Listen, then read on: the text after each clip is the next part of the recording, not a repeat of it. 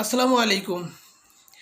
চলছে দেখা যায় যে এনসিপিতে যোগদানের মহা উৎসব। দল পরিবর্তন হবে, এটা স্বাভাবিক। মানুষ আজকে বিএনপি করবে, কালকে জামাত করবে, আজকে জামাত করবে, কালকে এনসিপি করবে, কিংবা আওয়ামী লীগ করবে, আবার আজকে আওয়ামী লীগ করতেছে, কালকে বিএনপি করবে।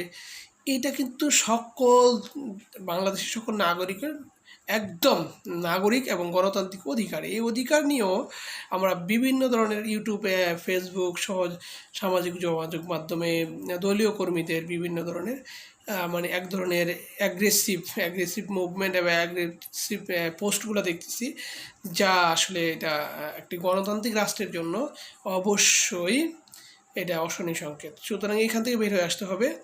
আমরা সবার মত প্রকাশের স্বাধীনতা আছে, সবাই যে যে দল করবে সেখানে সর্বোচ্চ তাকে সেই দলের করার সুযোগ দিতে হবে।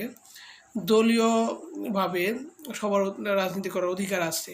সুতরাং এই বিষয়গুলো নিয়ে আসুন আমরা এই ধরনের মন মানসিকতাকে পরিহার করি এবং সবার জন্য শুভকামনা জানাই। সে এনসিপিতে কারা কারা জয়েন দিতেছে, তারপরে জামাতে কারা কারা জয়েন দিতেছে, কিংবা বিএনপিতে কারা কারা আসতেছে, আওয়ামী লীগ থেকে আসতেছে কিনা। আবার অনেকে দেখতেছি যে আওয়ামী লীগ থেকে বিএনপিতে আসলেও আবার বিরোধী পক্ষ বলতেছে যে আওয়ামী লীগ থেকে বিএনপিতে আসছে। আমরাও বলি। তো সুতরাং আসলে আমরা বলি, তবে বলার মধ্যেও কিন্তু পার্থক্য থাকতে হবে আমাদের।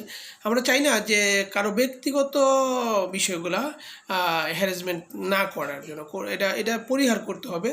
আমরা করতে পারি, আমরা বলতে পারি যে হ্যাঁ অমুক ব্যক্তিত্ব এখন বিএনপি থেকে আওয়ামী লীগ এসছে, বা আওয়ামী লীগ থেকে বিএনপি এসছে, এখন আওয়ামী লীগ বিএনপি মিলেমিশে একাকার হয়েছে, কিংবা জামায়াত এনসিপি বা জামাতের আওয়ামী লীগের সাথে মিলেমিশে একাকার হয়েছে, এটা বলতে পারি। এটা বলাতে কোনো সমস্যা নেই। কিন্তু কোনো ব্যক্তিকে আমরা মানসিকভাবে আঘাত করা বা অ্যাগ্রেসিভভাবে কথাবার্তা বলাগুলো রাষ্ট্রের জন্য অবশ্যই অশনি সংকেত, এবং একটি গণতান্ত্রিক রাষ্ট্রে এটা কখনোই প্রযোজ্য না, এটা কাম্য না। ঠিক আছে?